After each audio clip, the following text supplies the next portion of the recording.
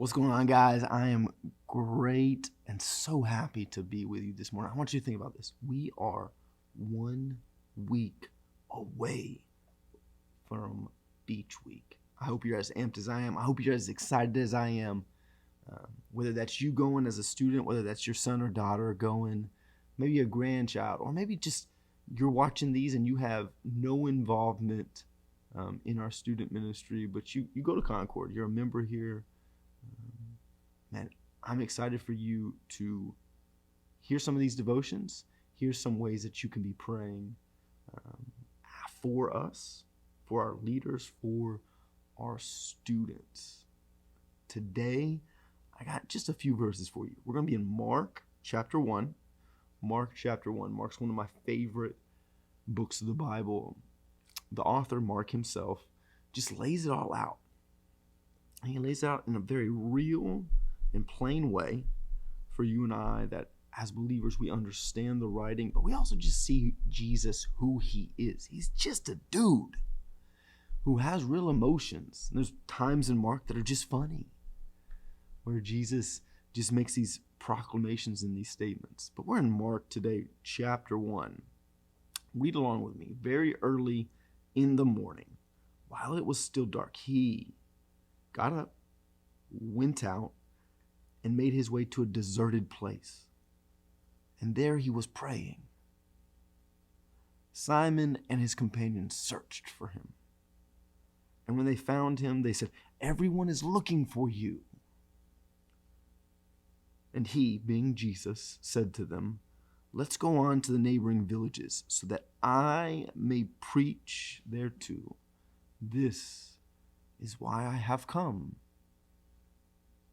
Man, today I want us to look at a few things. But I really, instead of paying attention to Simon, Peter, and the companions, I want us just to pay attention to Jesus. Do that with me today. Let's just pay attention solely to Jesus.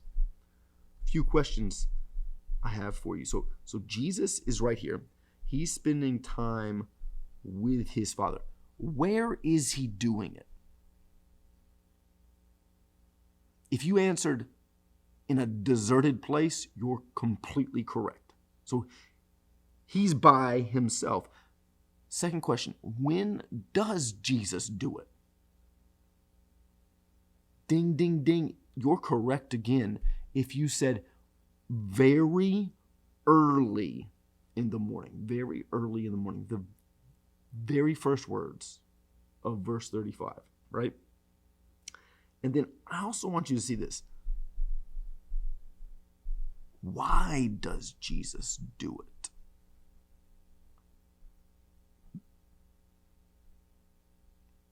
So this one's not as very evident, but it's this. Jesus values his time with the Father. He values the relationship that he has with his Father. And he values the fact that every single day, as the Son of God, as the Son of Man, Jesus being fully God and fully man, is going to get pestered with questions over and over and over again. And it gives him the perspective that he needs going forth. So we have Jesus changing his place, aka going to the deserted place. We have Jesus changing his pace, getting away from everybody, getting away from everything. And what does it do? It gives him that change in perspective. As he, instead of being frustrated with Simon, interrupting him, Jesus just answers them and says, "This is why I have come, guys, so that I can preach the gospel, people's needs." For you and me, my question for you today. So change in place plus change in pace equals change in perspective. This is something that I've grasped, I've clinged to ever since reading this book called The Wild Goose Chase by Mark Batterson, he just lays it out in that formulation right there. Where does your perspective need to change? What does it need to change about? Something I want you to be praying for. Pray that at Beach Week, if you're coming with us, that you have a perspective that is changed. Maybe your son or daughter is coming. Pray for perspective being changed on their relationship with Jesus, on knowing Jesus as their Lord and Savior, on how they view spending time daily with him. Maybe you're not coming. Maybe you're an adult in our church.